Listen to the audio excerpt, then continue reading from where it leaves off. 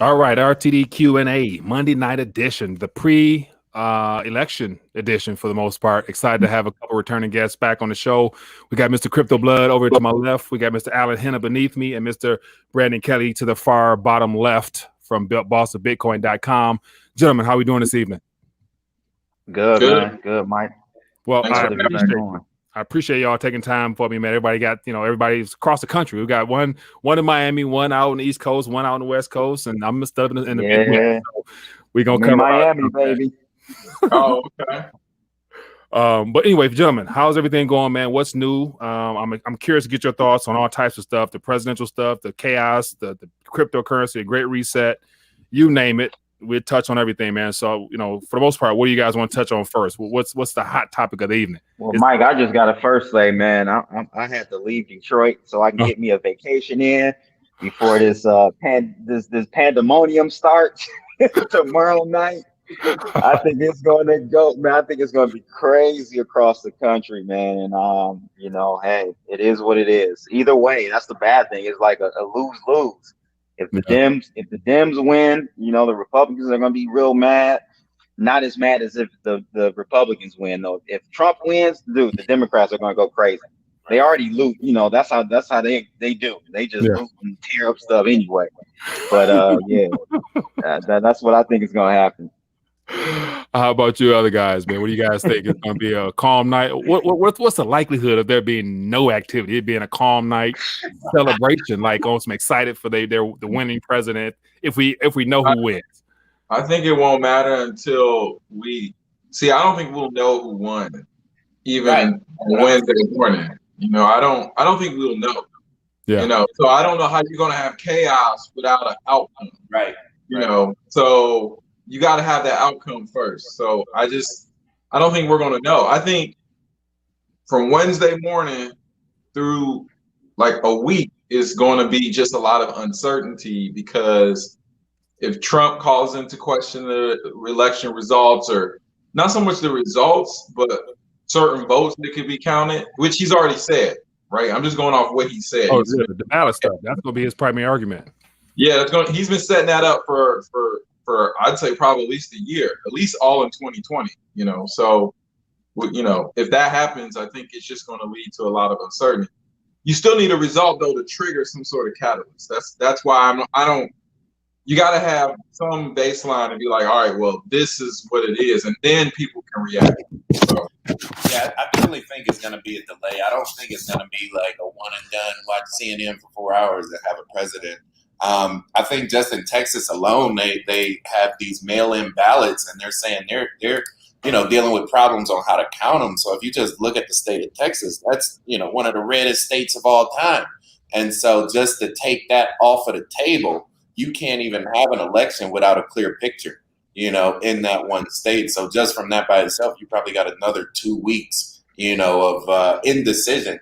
And that's really been the whole theme for 2020, indecision and action, with regards to regime and, policies and, procedures that have taken place and really changed the way life exists, Yeah, I agree. And along with that, I'm going to put this on the screen here, where we have the National Guard being mobilized pretty much throughout all the heavy areas where they anticipate chaos. And so I'm not sure, have you guys in your area seen any militarized vehicles roaming down the streets, anything like that? Hey, man, I'm in Miami. We got the beaches, the margaritas, the cute honeys. I'm down here with the family, but I can look, won't touch, but I haven't seen anything, bro. I haven't seen anything. I haven't seen it, but I'm not surprised by it. I think if they weren't doing anything, people would say they're not preparing. If they are doing something, it's a conspiracy. Like, you can't. In Vegas is they actually have, Green Beret militaries, but they're in regular commercial police vehicles. So it's almost like, they're using LVPD equipment, but when they get out the car, they in full fatigue, So wow. It's a different world out here. Here's a tweet that somebody put out there about Chicago. This is my buddy in Colorado. So this is in Colorado, apparently. Somebody tweeted this: a fresh pile of bricks and a bench that's not bolted down. Oh, Antifa. They said, well, that was wild because they were doing that in May and June with all those riots all over the country. And you see these images of just bricks just sitting there. And I'm like, so where do these bricks come from? Like, what kind of nonsense is this? You know, whatever your position is on anything, the bricks are suspect. Somebody put, and then you got all this film of people talking to people like, yeah, the bricks over there, or there's some bricks behind there. And I'm like, okay, like what's really going on with this, you know? Yeah, I see in the chat here, and somebody said, you know, Mike, or rethinking out, that's called martial law. And so ultimately it's the formation of having everybody strategically ready just in case. And the thing is, what I've noticed is that whenever stuff is rolled out, they never roll it back in. You know what I'm saying? It becomes a new norm type of thing. And that's one thing that concerns me about having boots on the ground, you know what I'm saying, throughout the country.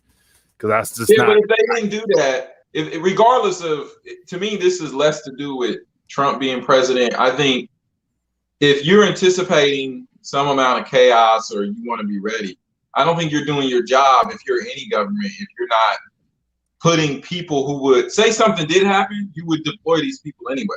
So I don't think there's anything wrong with deploying them just in case, you know, because if you didn't do anything, they'd say, oh, you didn't prepare. Why didn't you set up something? Why didn't you do something just in case? And then when I don't see a problem with them preparing, like Alan's saying. I think that's being proactive in this type of scenario is the best way to go. I don't think this is going to be a everyday thing, you know, after post-election, you know. But again, I think we're so polarized in this country, Mike, that I mean, I haven't seen this ever in my lifetime this bad, you know. So I am a little concerned, bro. Like I said, the guys don't think that we're going to see anything the night of or the day after. I think we are. I think people are just going to go off of what has been tallied so far, you know, what the margins look like on, you know, election day. So they're going to get rowdy off of that by itself, you know, without an actual, you know, definite vote. Yeah, I think one thing is I can see Trump declaring victory way quicker, whether or not he wins or not. Whatever. What I'm saying is I can see Trump declaring victory earlier than Biden. Yeah. You know, because Trump. You know, that's how Trump I can just see it. But that's Trump's character. Like, yeah, I won. That's right. What do you think? That's what he is gonna win. Like, regardless, listen, it's not. What I'm saying is, we already know we won't know all the votes are going to be counted for a week. Just period, right? Just like we already know that in multiple states because of the mail-in and everything. But if Trump is more likely to come out and declare victory. Oh yeah. And then it's kind of like, well, Trump said he won, and then that's when something crazy could happen. I don't know. Not so. BK, you think it's in the bag for Trump? BK, it was over before it started. Why you say that? That Joe Biden was the candidate because you don't put a man like that in office to take him out in 4 years. If you look at, you know, what's happened over the course of the past 4 years, you know, granted, he's a wild card, he's a clown, he's a comedian, but, you know, he's propelling the agenda of the controllers. And that's the way I see it. That's so funny. People think moving us forward. They said we got 2020 vision. Now you know what they was talking about. You know, 20 is happening right now. Hey, the funny thing is that most of the Trump supporters, which I'm a Trump supporter myself, but most of the like extreme Trump supporters believe he's against the, you know, the people in control, the deep state and stuff, which I think he is as well. That's why there's so much ammunition been going at him since he's been in office. All right, like so you said, he's a clown. He is a clown. He definitely is a clown. But hey, has made more millionaire friends, I believe, than anybody in this world, and that's why. Repeat that. Say that again. Trump has made more millionaire friends than anybody in this world, and that's why he was able to hold that office. And so the people and he's still running his empire. It's not like he said, "Okay, I'm gonna take a break from that. Let me go focus on this." Playing out of both pockets right now. So watch this. You know, has a version of reality where corporations have power and humans don't. You know, he's moving that agenda forward. So in this whole charades of a Democrat, Republican, Independent, whatever other parties out there, are there any good guys out there? Like, a lot of people believe that Trump is going to be that guy who drains the swamp and do all the things he ran upon. And then you have some commentators talking about the good guys are still winning. Like the good guys behind the scenes, they're taking control of this and that. And, Oh, man. Look, I'm not a Trump supporter. I'm not a Biden supporter. I don't support anybody in DC. They're all clowns. They're all out there for their own agenda. Most all of them are bought. The people I thought I could trust, I don't trust them. So it's no black or white thing. No. That's actually the hardest thing I have convincing a lot of my friends. They make everything about black and white, and I'm like, man, let me tell you, like, you guys are not looking at this at the right sort of tilt. You need to look at the real game being played here. Yeah, there are nuances, and there's no good guy, bad guy. Like like Alan said, everyone has their own agenda and party or constituents they align with. Mm-hmm. Trump just aligns with his small circle, but it's still a circle that he aligns with. It's not Washington, right? We know that. They're trying to get him out because he doesn't align with them, but still he does have his group that he aligns to and with. So now, as a result of this, okay, so let's talk about, the green, the money, the stock market, all those financial products that have been sold to humanity. So what do you guys anticipate Wednesday? What's going to happen Wednesday morning? Stock market's going to go up? It's going to be a tank? It's going to drop. It's going to drop. There's going to be too much uncertainty. The market doesn't like uncertainty. It's one thing is Biden's a clear winner, and it's like, all right, we're going to whatever, up or down, you know how to deal with that. Trump wins, up or down, you know how to deal with that. Uncertainty, you don't know what that looks like. Yeah. Right. So that's why I think it'll go down, because people don't. They be like, well, I'm just going to step. I've had people literally tell me in crypto that do stocks in crypto, like, I'm getting out the market. Like, I'm not playing for at least through the end of this year. Yeah. So bloodbath in the streets, huh? And so, of course, on the other side of that table is going to be some winners. And so the average passive person who is not proactive are going to be ones that lose. But, is it going to be extreme, or will the Fed come in, a plunge protection team come in right away and, stabilize some things, or what? No, what you're talking about? I think the market, if you look at 16, the market dropped, and then like within a couple of days it's like back up. I expect like a short-term thing. I mean, the Fed is going to pump. It's going to print. We already know that. I just think that's going to happen in January, because regardless, depending on who takes Congress and the Senate and the House and all that, more likely they're not going to do anything, right? They've been deadlocked before. They're going to be deadlocked after, until you get the new seats in there in January 20th or 21st, whenever that cutover date is in January. I think nothing's going to happen between now and then. BK shaking head. What do you think? Happening is bad for the market, because the market needs positive news, positive momentum, positive inertia to keep going higher. Especially at the levels we're at now. We're basically boiling hot. We've been boiling hot for the better part of 6 months. And so it's like, if nothing good happens that propels, say, the China deal, like that they talk about, yeah, it's done, and we're going, we're doing the BRICS and the new Silk Road, I'm saying, whatever it is. Like, if no news like that comes along to give us another 20 or 30%, then it's literally just going to fall flat and burn out. And I think that's where we're running at right now. But even on the news, there's been a disconnect between what's actually happening in real life and the fake news. So if Trump tweets, the jobs or the numbers is looking good, it appears to go up. But in actuality, we got the moratoriums, we got unemployment, we got all that stuff is real news. And so New York's vacant. Everybody fleeing to California. They flee in New York. I mean, they flee in all these places. That's the real world. So the market was still going up amongst all that. So you couldn't tell it was you can't tell it's a recession or whatever here in Miami, boy. I see more Rolls Royces and Bentleys than ever in my life. But no, I think I don't know what's going on with this. We just had a GDP print of, I think, 33% increase. That was crazy. It's insane. But I think, as Alan said, markets don't like uncertainty.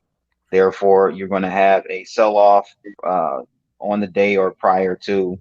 It should have been, I don't know what the markets closed out today, but you may see a sell-off tomorrow.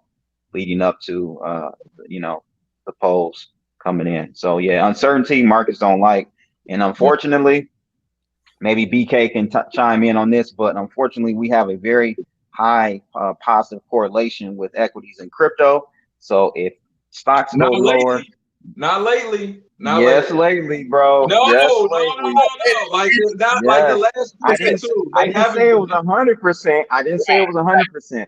It's like a 50-40% correlation. So on average, you're gonna see the crypto market hitting 40-50% is a fail grade. Okay, so that's not correlation to me. All right, that's a half. No, it don't work like that. It don't work like that. What's crazy about the market is that, yes, for the better part of 2020, 2019, 2018, when Wall Street went up, Bitcoin went up, right? What's happened in this past month, relatively, 4 to 6 weeks, is that stocks have started to go down and Bitcoin has held or gone up. And now what's going to happen, and this is what's going to be like the golden cross for the next 100 years, is when Wall Street dips down on, say, a 50-100 and Bitcoin goes up on a 50-100, right? That hasn't happened yet. I call that like the pivotal point of parity, to where, basically the money will go from Wall Street and onto the blockchain through Bitcoin. That hasn't happened, but it's been a very strong vote of confidence, this past month, to go from like 9,000 to pushing 14 when we see Wall Street, taking a hit. And so I think be resonating. I don't know, man. I think like equities have gone from, I think you take a look at like the Dow, it's gone from like low 26,000 at the beginning of this month to like 27 was the peak. So it's gone up. Not the same percentage wise, but if you just look at price action. I think it's taking a hit this past week is more what I'm talking. That's what I'm saying. The last week or two, you need to look. It's actually been dipping. Yeah, it's at 26.9 right now. It was at 28.8. And look at the S&P. The S&P. But yeah, the thing is, guys, you guys got to remember is the fact that what news pushed us up in the crypto markets primarily was the fundamental news on PayPal, right? So you're going to have that deviation from a lot of strong correlation because of that fundamental news from PayPal, man. That really pushed us up. Michael Saylor have been out here, really pumping, Bitcoin extremely hard. It's not even 3 months. You look at I look at 3 macro indicators, and I don't even like Bitcoin. I'm not a Bitcoin person. I think Bitcoin is the biggest shit coin. If you want, and I don't even like my God.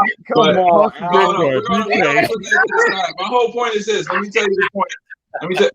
I look at like 3 main factors. I look at market cap of the market as a whole, not just the specific coin.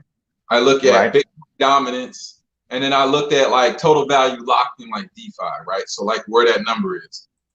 I started seeing Bitcoin's dominance around 55% when it was like 54, 55, then it was like 56, and it was like 57. When it was at 57, I just moved stuff into Bitcoin because I said, I already see this swing starting. Right. When the dominance goes, the price is going to come right behind it. Like that's just how it goes. So until I see that dominance for Bitcoin to start to go back down, I'm just going to hold more Bitcoin than I really want to, because that's just where that's going. And that was before PayPal. I mean, it wasn't before Saylor, I don't think, but you've been getting some. I just saw that. Just look at the Bitcoin dominance. That is a really big like macro indicator for, at least specifically for Bitcoin. And thus, since Bitcoin is the biggest piece of the pie, it's also a big macro indicator for the entire crypto space. For somebody that hate Bitcoin, you know enough about it. Don't listen to Alan. It's like any other money. It's like anything of value, though, right? So I don't have to.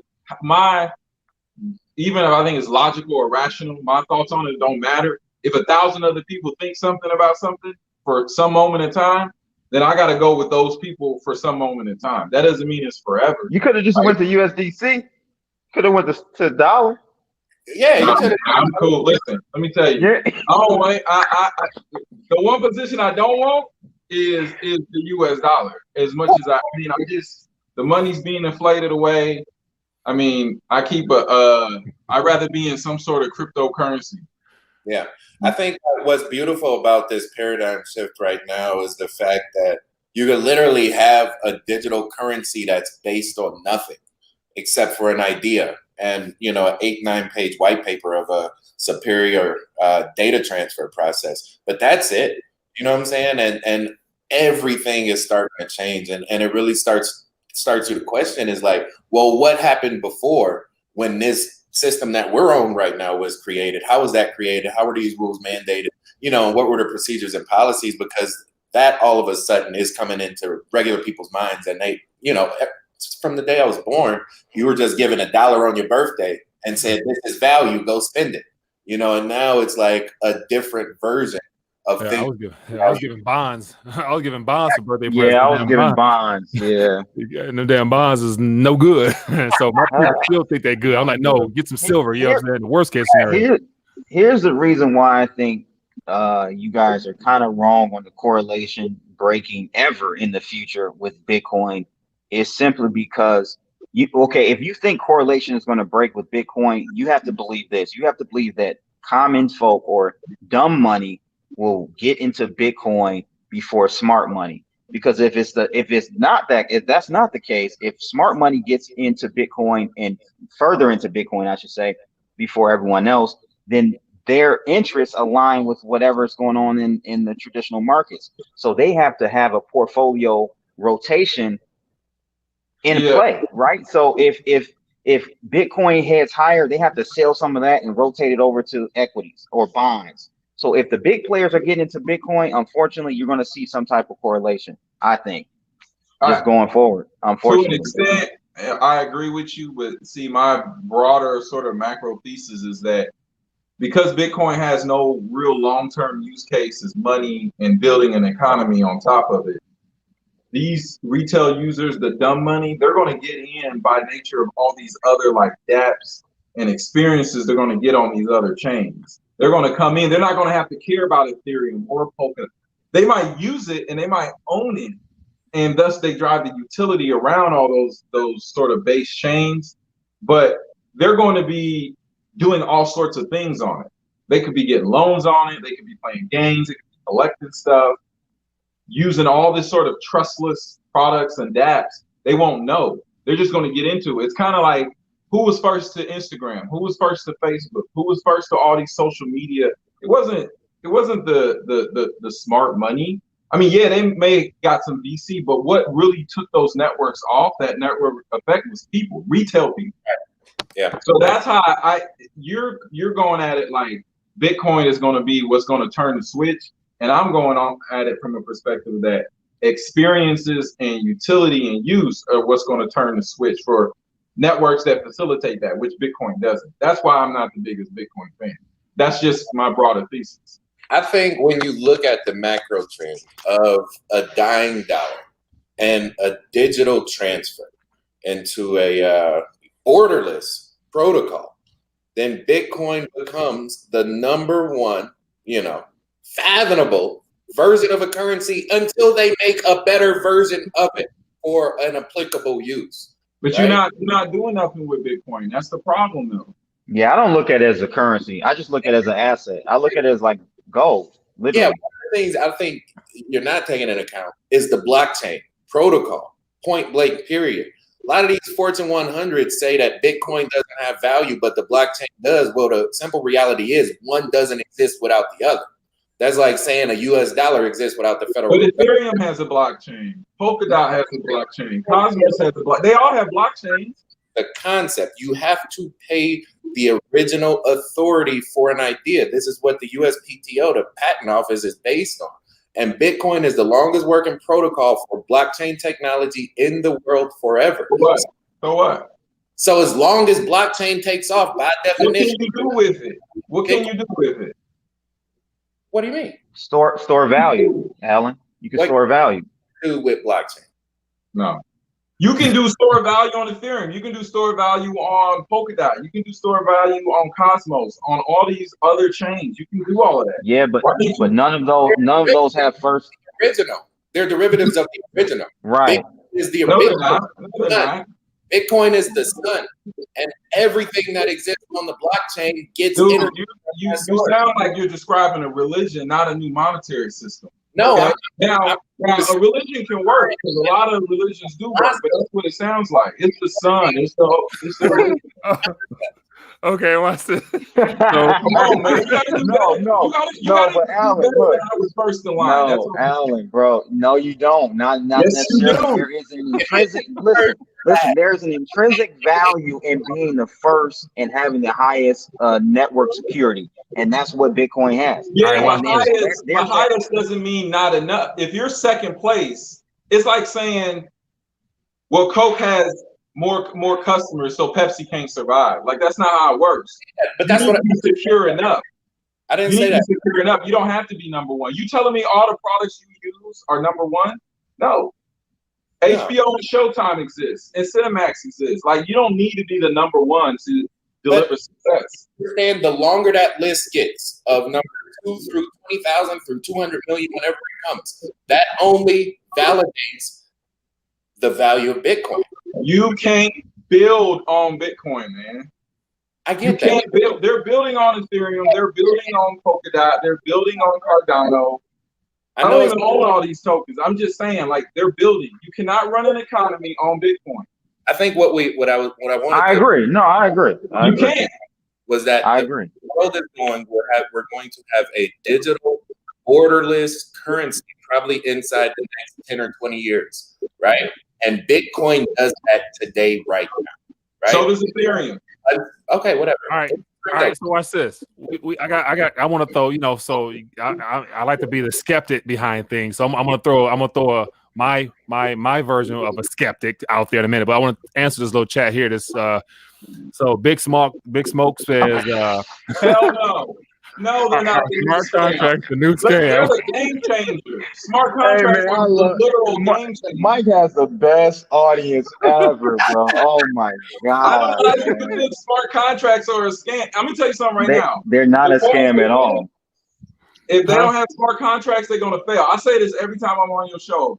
Every time. If you don't have a smart contract, that's somebody new as too. part of your platform, you're done. You're done.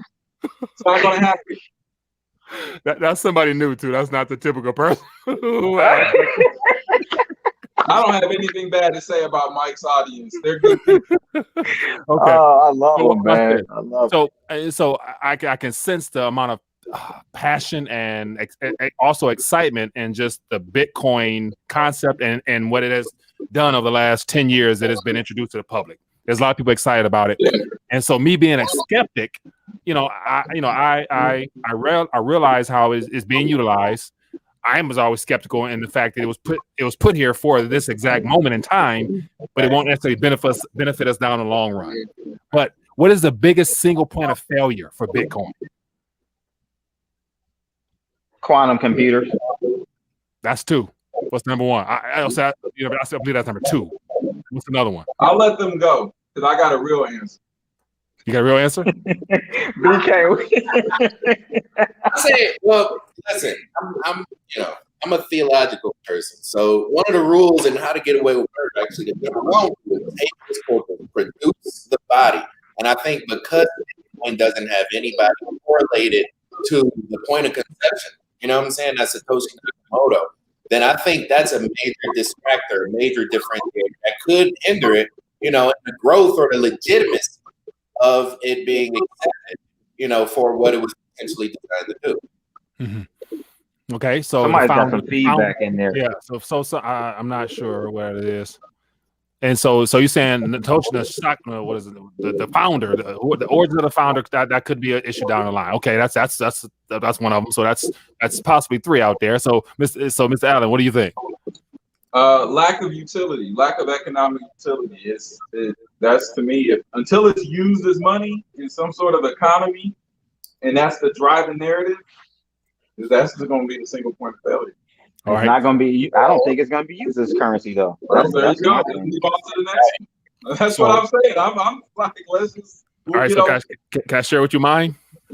Yeah, let's hear it. Go ahead. The mining pools. Oh, now that's surprising. Because if think about this, okay, so let's just walk through a scenario, okay, and so central bank digital currencies now is a part of the digital reset they want to usher us into, and it's all good. They can play on the surface together until this is rolled out further. but it's my personal opinion that once every country is up and running with their CBDCs, they cannot have any competition. So therefore, every government unit like will work together, and they will basically tap on a computer and see what areas in their country is draining the most power, and they will make it illegal in that particular country or something like that, especially with the digital yuan in China. If 65% of the hash rate power comes from China, you think President Xi going to allow the CBDC, the digital yuan version, and Bitcoin to flourish together? I can see him saying, no, we shut it all off. I do think they will.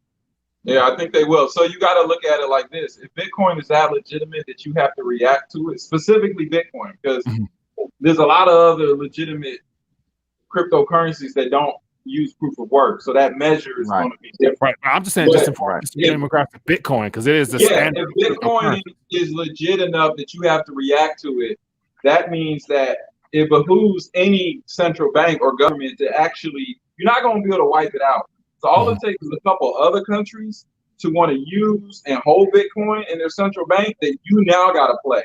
So I think it could turn into some sort of a race to actually get more Bitcoin to some extent, right? That's what's happening right now.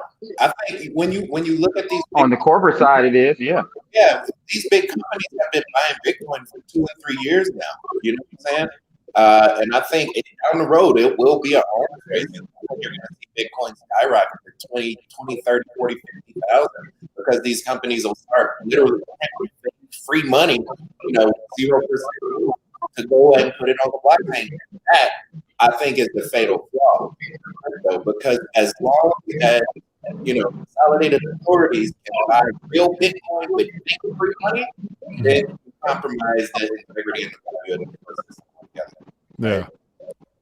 So in the future, so with all the corporate money getting involved, does that does how much of a threat does that pose for the government? Like, will governments be mad if all their big businesses decide to get out of those regional national currencies and get into Bitcoin as a hedge against inflation, stuff like that? Don't you think the governments would be like, that's a threat, or are they on board with that? Because I don't see the IRS complaining about Bitcoin itself, but they complain about the privacy coins because they can't see what's going on. You know what I'm saying? Yeah, they're not upset about corporations getting on board with Bitcoin because they know they're only going to allocate at most 10% of their cash reserves or something like this. It's literally a play on. It's a digital version of gold. So they're not concerned with that. They know they can't be used as a global payment system because the infrastructure just isn't there for that. It will freeze up so quickly. That's not even a conversation that be had. So they're not worried about Bitcoin at all. If they want to shut it down, they can easily do it. Not shut it down, but hinder it to the point where it suppresses the price greatly and scares out a lot of people. They can do that really easily. All they have to do is say they've already done that. Like, you go back when I started buying Bitcoin was $400, and there were 4 or 5 different apps on iTunes that you could buy Bitcoin direct through. Right now it's one. You know what I'm saying? And by limiting accessibility to a resource, by definition, you increase the scarcity of that resource and you decrease circulation, right? And now with Coinbase, it is social security number, got to give you a fingerprint, ISAN, you know what I'm saying, bank account. Back in the day, all you needed was a Gmail, and a debit card, right? And so the door has closed greatly on just the accessibility to Bitcoin blockchain technology, and that has been through decisions made on these technology oligarchs that control society. Hey Alan, I think the feedback's on your side. When I mute your mic, it goes away. So I think honestly, it's because my furnace kicked on, so it'll probably shut down here in a little bit. So, okay, good. Sorry about that. No problem. Here's another little thought here from that same person. Says, not new, bro. There are rug pulls being pulled off every day. The latest being Hex 2T. Investors lost million. What does that have to do with anything? The smart contracts. Yeah, but that's not the smart. Listen. Smart contracts are just written code, right? Yeah, so if someone writes a bad smart contract, it's like if somebody writes an app and it steals information off your phone. It's not Are that all apps bad? Are all apps bad? You know, like, so smart contracts are not a scam. If you write a scam into a smart contract and you got people putting money into the smart contract that don't do any research or are impatient and they lose money, that doesn't make smart contracts a scam. It just makes the person who wrote the code for the smart contract a scam artist. The big Yeah, if difference. anything, smart contracts opens up transparency so that you can see if it's a scam or not. I mean, I can go right on the blockchain and see, look at the code, or you can pay someone to audit the code, look at the code, it's all there, and you'll be able to see that it's not a scam or is a scam. So no, it's definitely the opposite. It does the opposite. All right. Or just don't put your money into it, right? Just don't put your money into it. If you're not sure, if you don't want that risk, just don't put your money into it. But the person who writes the code is either doesn't know what they're doing, or they know what they're doing and they're trying to scam you one way or another. But that's not a fault of the smart contract. You got to separate those two. Yeah, the smart contract is basically a technology that allows for there to be transparency in the exchange after the fact, after the agreement. But you could look at like somebody like DeMarcus Russell that made $100 million and then broke, out of NFL. That was a paper contract. Contracts are binding and they allow, if it's possible, for financial manipulation to take place. It's not by limit a smart contract that did it. Mike Tyson made $100 million, $300 million, and he doesn't. Let's not talk about how much money I made. Let's talk about that right now. We talk about going hot box. You know what I'm saying? But a contract does that. It like binds you either way to help you or hurt you. Depending on the performance of the agreement. But a contract just allows, for more things to be possible than a paper contract does. Yeah. Okay, here's another thought here from Mr. Darrow. Says Bitcoin was created by the government. David Schwartz patented distributed computer systems in 1991 before the internet. He is ex-NSA. Google it. So we have someone out there that's doesn't matter. The source code is all there. We see the code. It doesn't matter. Say the NSA say the NSA put it out there. Nobody is forcing everyone to use Bitcoin or any cryptocurrency. There's no reason right now. You said what? I said all the more reason y'all should go and buy it right now. If the government bagging it, then the game's over. I mean, to me, that's just people looking for a reason not to like crypto. And that's just one of many cryptocurrencies. And the one thing about any of the cryptocurrencies is they're all open source. Everyone can see what everyone's running. There's no there's none behind the curtain. Everyone can see. That's the transparency. Now where I would be concerned if I were him is if you're going into things like Lightning Network and you got a lot of that, obfuscation and stuff going on. I'm not with the Lightning Network because now it's starting to create more convolution, and you know what I'm saying, and it's no good. It's centralized hubs controlled by one company or a group of them. So, but no, the code on Bitcoin is open source. You can go read it for yourself. It's all there. There's no backdoors, nothing, because it's all there. Everyone. There's no known backdoors. There's no known backdoors. There's no known, but they're pretty sure. I mean, the code is not that long. I agree. One of the things I remember coming across was that Satoshi Nakamoto, the original creator, was actually Samsung, Toshiba, Nokia, and Motorola. I saw that. Man. I remember seeing that. Technology oligarchs of the East, right? And then you got China, Ant-Man. You talk about the miners. Ant-Man is the reason that Bitcoin Cash flow happened. I remember I was down in Atlanta and I went up meet up, and those guys stood at the table and said, "We will kill the whole thing if you don't do this fork." You know what I'm saying? And then they forked it and made Bitcoin Cash. So it's the concept is already compromised. Like China is in it to win it, and the game's over. Like they own both sides of it. So does that concern anybody? Is that a part of the next revolution or the next evolution? Iteration. These technology oligarchs over there already own the future. Like they already have the protocols and the technology of this infrastructure that is slowly being built in America right now. And these products, I said, Mike, my concern is quantum computing.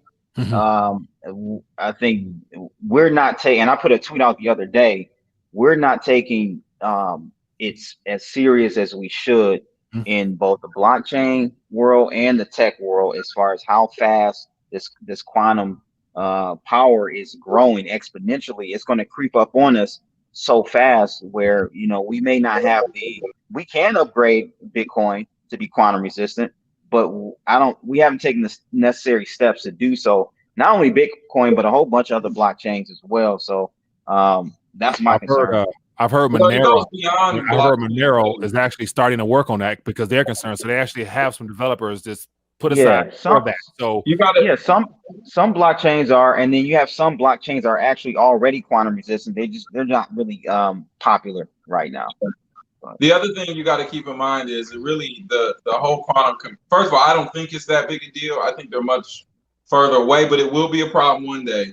Right. But regardless of crypto, regardless of blockchain, like your SHA-256 algorithm, I mean, the internet is going to break down. I mean, forget blockchain and crypto for a second. Right. You know how many certificates and security, basic security that when you log into your bank, I mean, you're talking about a systemic threat broadly, not just crypto. So you got to take the crypto hat off for a second when you start talking about quantum computers. Yeah, absolutely. And that's the tweet I put out the other day was talking about that. The guy he was talking about like the tech world, they're not taking it as seriously as they should because it's like you said, it's the internet first. All the encryption that we use right now would be in grave danger. Yep. Yeah, Mr. CryptoBlood, you look, you frozen. Yeah, you know. Yeah, not bad. It's all good. NSA the one point I want to make real quick about he was talking about the Eastern tech oligarchs or what have you. I think United States is actually in a very bad situation in not being ready or keeping up with the rest of the world when it comes to crypto. I think it's not about adoption of a cryptocurrency as your money. It's about playing in the game and getting people involved. You look at Russia, just Eastern Europe, Asia, they are at this. If you're in crypto, you know the people you interact with. The one thing I love about crypto is that it is an international sector in space. You could be talking to someone from India, Romania, and Argentina all on the same day in the same chat room, right? And when you have that, you realize certain areas are really focused on it. They're putting money at it. They're putting people at it. United States is not really doing that. So we're behind the 8 ball on it a lot. And that's my big, and it's money, Bitcoin or Ethereum or whatever, it's money. One way or another, it's some type of money. And the United States is just behind on it by and large. I think that's behind in on it is the ownership. Because I think the United States government, after Mt. Gox, became the #1 owner of Bitcoin in the world.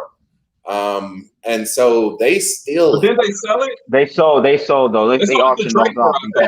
That's like Mark Zuckerberg making a 501c3 and said, "I'm giving it all over here. You take it from another." I thought like Draper bought all of it. Yeah, Tim Draper bought. But what I guess my point is, even though the U.S. government isn't leading the pack in, say, starting these blockchain initiatives or even mining it publicly, they still have their hand in the cookie jar too. Like Warren Buffett, Berkshire Hathaway bought Circle, who bought Poloniex, so they still have access to it. It's just a matter of how deep and how quick they want to go. That's true. So you guys think?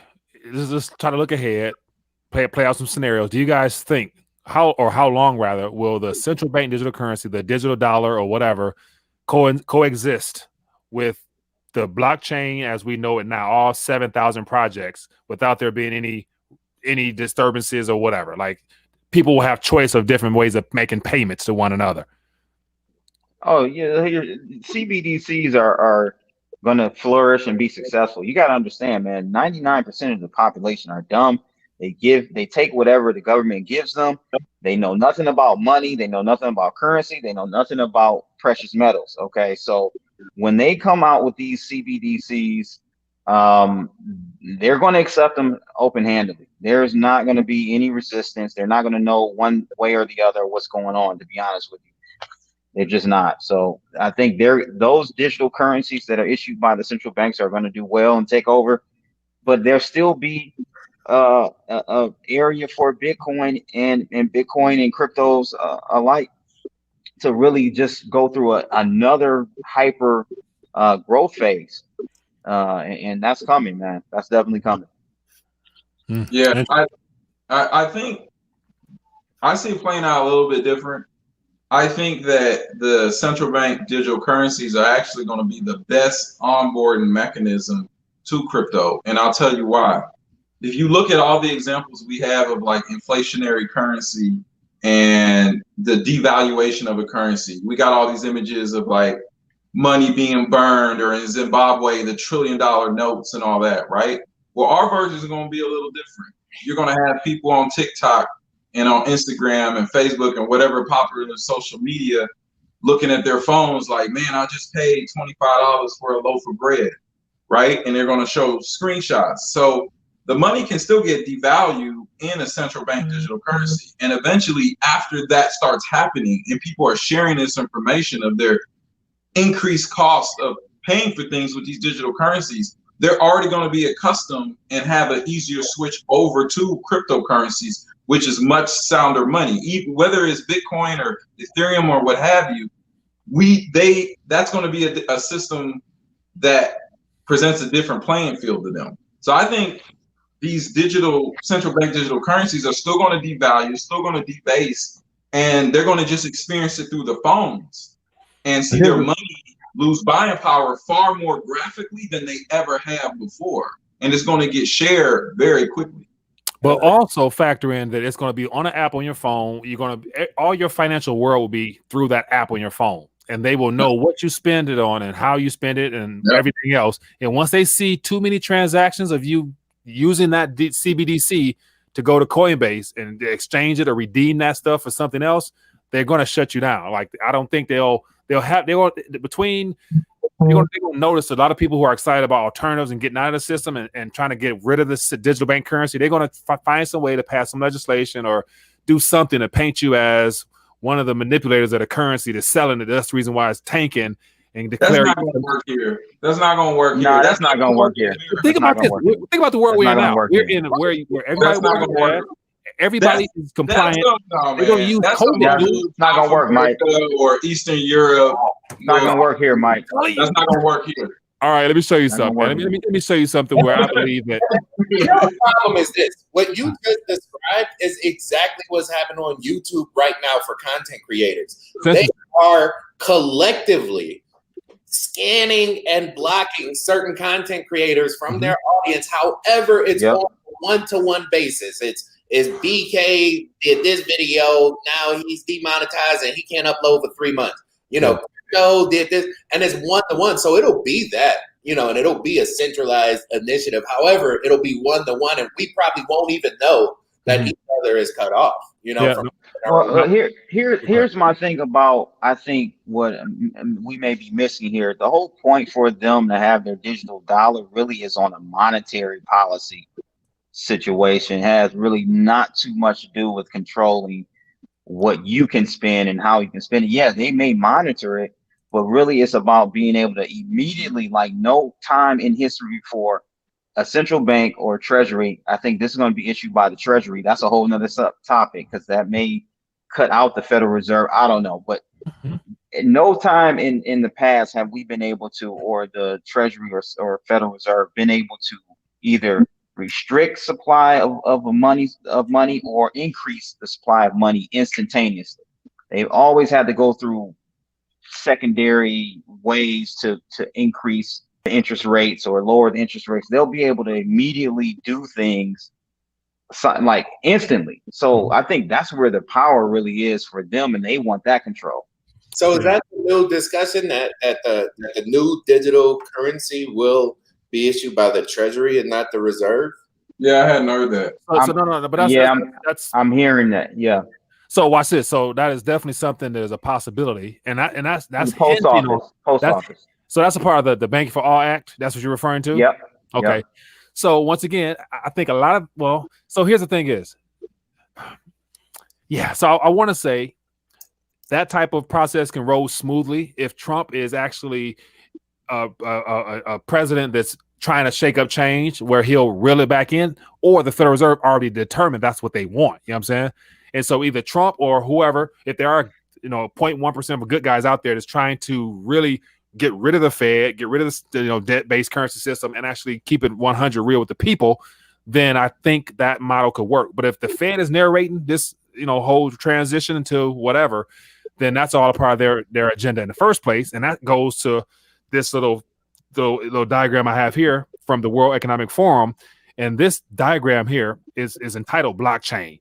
So they already have an entire game plan. They got insurance on here. They got internet governance. They got everything already laid out as to what they want to do. And so they've already planned how this is going to roll out in a sense. Now it's a matter of will they get what they want. And that's why I mentioned about the CBDC operating until they decide, according to what they've already structured, that they're going to change the game plan. You know what I'm saying? So that's why I've never been one of this. Yeah, to me, man, like this whole central bank digital dollar is not an actual new form. It's not a new issue currency. If you take a look at rebranding of what we have, they will remove the physical aspect of paper. That's going to be the biggest hang. If you look at like the China, what they're doing, right? Mm-hmm. Their yuan is not being like deleted, right? The digital yuan is just an extension of it for internal use domestically for a time. So again, well, I mean, I'm just saying, like it's not like a new currency. They're just kind of a layer 2 or enhancement on the fiat currency they've already issued. So think of it like that. Yeah, my biggest thing is, I think a lot. I mean, I think it's only natural, and I mentioned it before, huh? It's still bad. I'm not trying to make it. And so that's one of my hangups is where I've always wanted to position that angle from a skeptic of like it doesn't excite me necessarily to see everyone get overly excited about the blockchain and with the idea of having freedom and choice and being able to to get Lamborghinis and all that stuff that happened back in 2017, like because they don't want you to prosper in this transition. And so that's why I think like if Bitcoin goes to 1 million, will you actually be able to enjoy that 1 million in a world where you got to get vaccinated, you're gonna get tagged, you're gonna get tracked, you're gonna get traced, surveillance? What the hell? Like, can you enjoy that 1 million if you can't leave your damn house? You take it a step further, go back further. People always talk about let's just say Bitcoin at 1 million. It doesn't matter which cryptocurrency. My first question is, what does that 1 million buy? If that 1 million only buys you a Honda Civic, well, I can get a Honda Civic today with 1 Bitcoin, right? So it's not so much about just the fact that 1 Bitcoin is equal to 1 million. It's what does 1 million buy you?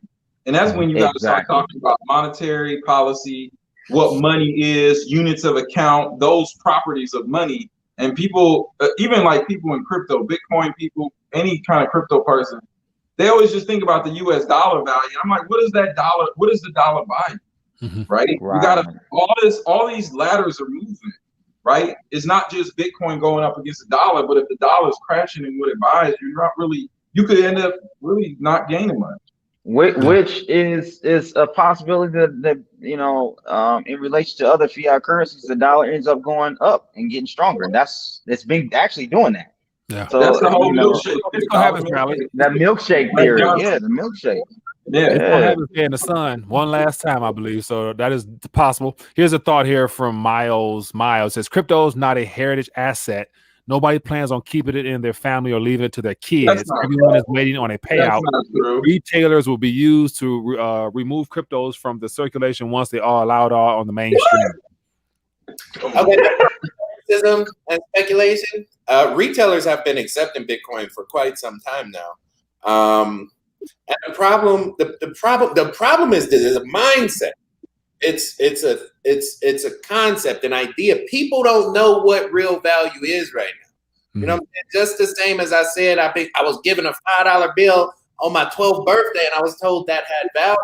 Right now, people need to understand, or at least expand their concept of what value is, so that they do have some generational wealth. And that does not only exist on the blockchain, it's also in precious metals. It's also in real estate. It's also palladium, very good. You know, and that's what I was going to say with this whole treasury printing the new money. That's actually good, because then they can actually have a gold-backed currency. You know, because if the Treasury holds the gold and they issue this, They ain't gonna happen, man. They ain't gonna do that though, They ain't BK. gonna do that. now think about it. If you Man.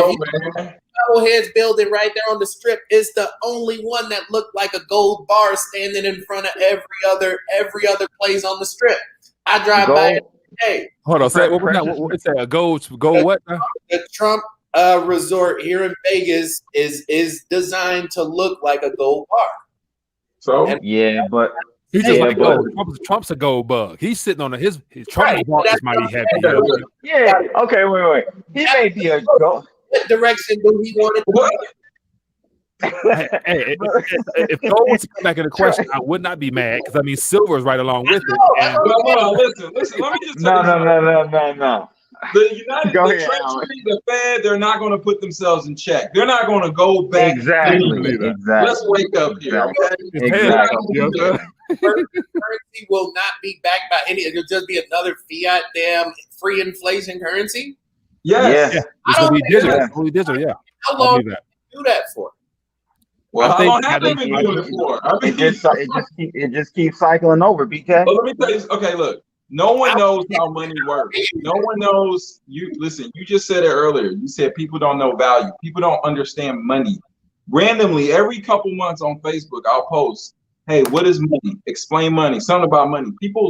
A lot of people think money is actually backed by gold. They think that there's some limited supply. They don't understand it's just literally created and you enter it into a computer. To address the guy's statement earlier, he said it's not a heritage asset. That's exactly wrong. I think about it like that. I don't have kids myself, but I got nephews and nieces, and I think about accounts for them. I have accounts that I put crypto asides for them, right? I posted on Facebook literally about 3 hours ago that you need to hedge with cryptocurrency 10% of whatever you call your savings. Right. Not for yourself, but everything has gone digital. I said we're in our 30s and 40s. Everything you've seen has gone digital. Why is the money going to go digital? And you need to start hedging with digital, like cryptocurrencies. You need to start doing that. So to say it's not a heritage asset, you're just saying that because it's only been 10 years. We haven't even had a chance to make it a heritage asset for you to make that sort of assertion. See us in 50 years. Let's see what it looks like. Viewers should go look up this word Mandrake mechanism. It's called Mandrake mechanism, and that's the mechanism or system that's used to create new money. It's a little more intricate than just printing. Yeah, and the Mandrake mechanism, but essentially it is printing, but they do it in a roundabout way, right? So it's just not outright printing, but I mean, yeah, like Alan said, man, they're not gonna go gold back or silver back. That just puts handcuffs on them. They no longer can just have a budget that just goes out of control. Every year we're increasing the debt ceiling. We wouldn't be able to do that if we were on a gold back currency reset where everything goes as close to zero as possible, and that could be the new solution. You see what I'm saying? Because there is no safe haven in a reset. There is no safe haven in a depression. This is what I wanted to say before we got out of here. Like, I think everything is going to go as low as possible. It's literally going to be a race to the bottom. And then whatever hits the bottom first, I think crypto and precious metals will probably do that. That's going to be what you see. The new currency, that's what it's going to flow into. Okay, so you think a deflationary spiral? I can agree with that. Since the 80s, I can agree with that. And that's one it's possible. The one point I watch a lot of off-grid stuff because it's been sort of I buy land and stuff like that, and one of my goals on one of my properties is to do off-grid. So I watch a lot of these channels, and this guy made a really interesting point. He's not a crypto guy at all, really, but he said, everybody talks about some sort of monetary crisis or the dollar or whatever, everything crashing. He said, I can't eat gold and I can't eat Bitcoin. He said, what's going to have value, okay, in this sort of scenario are people's skills and their social capital and what they can bring to a table or a community of people that are trying to figure it out, right? Agreed. So that's going to be someone with some sort of skill or something they can deliver. Hard work is like cryptocurrency. Yeah, we might want to pay for something, but he said at the end of the day, people gonna need to eat. They're gonna need stuff built, stuff done. Somebody got to know how to farm.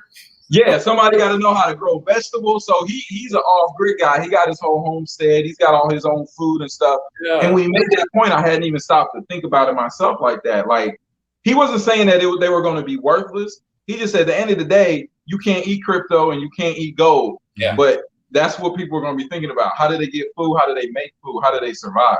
Yeah. Well, gentlemen, we are approaching our hour point, man, and I appreciate everybody for taking time this evening to hang out and chat a little bit. Definitely, I enjoyed myself as always, man. So hopefully we can do this again in the near future. But for those, so Miss CryptoBlood, give him a second to get back here. But everybody point to where they can be found at online or whatnot, and have people connect with you or whatnot. Give yourself a plug or whatnot. Then we're gonna dial back and connect another day after all this.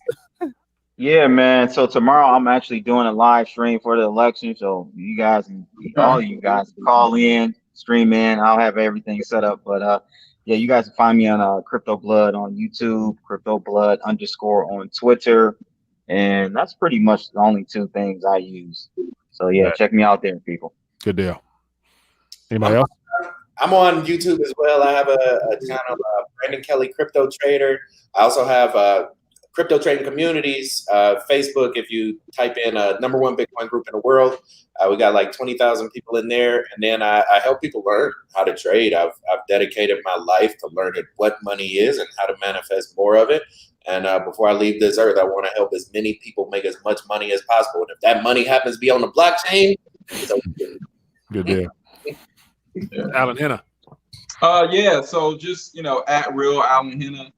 On Twitter, that's really the best way to find me. I don't post a whole lot of stuff. I don't post political stuff, but I post a lot of stuff related to crypto. So it's ALLENHENA, real Alan Hena. If you want to follow me on Twitter.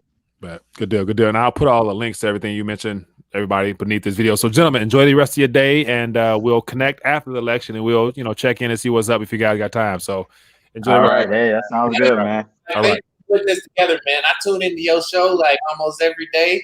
I appreciate you, man. We're gonna have you on more often, man. I apologize for not having you on sooner, but we're gonna make it happen, man. Thanks for having me on. Yep. My pleasure, gentlemen. Be good. All right, fellas.